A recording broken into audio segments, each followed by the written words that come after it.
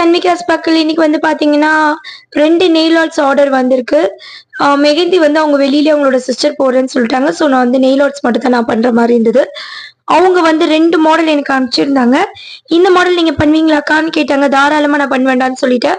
பண்ணிட்டு என்னோட மூட்டை முடிச்செல்லாம் கட்டிட்டு நான் வந்து அந்த இடத்துக்கு போயிட்டேன். போனதுக்கப்புறம் என்னோட திங்ஸ் எல்லாம் அரேஞ்ச் பண்ணிட்டேன். பட் என்ன ஆஸ் யூஷுவல் என்னால் வந்து இன்னைக்கு வீடியோ எடுக்க முடியல.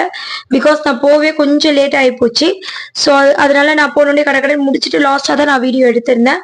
அவங்க கேட்ட மாடலும் நான் உங்களுக்கு இதோட அட்டாச் பண்ணியிருக்கேன். இதுதான் வந்து பியூபர்ட்டி ஃபங்க்ஷன் வைக்கிற பொண்ணோடைய நெயில்.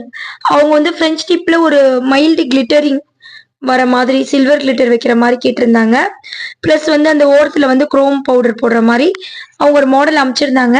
பட் அதே கொஞ்சம் இந்த கிளிட்டர் வந்து கொஞ்சம் டார்க்கா பண்ண சொன்னாங்க. அதே மாதிரி நான் பண்ணிட்டேன். ஃபைனல் அவுட்லுக் பாத்தீங்கன்னா அவங்களுக்கு இப்படிதான் வந்திருந்தது. பட் இவங்களுக்கு முடிச்சதுக்கு அப்புறம் தான் அவங்க சிஸ்டருக்கு ஸ்டார்ட் பண்ணேன். பட் அவங்க சிஸ்டருக்கு பாத்தீங்கன்னா இவங்களோட சூப்பர்வாவே வந்திருந்தது.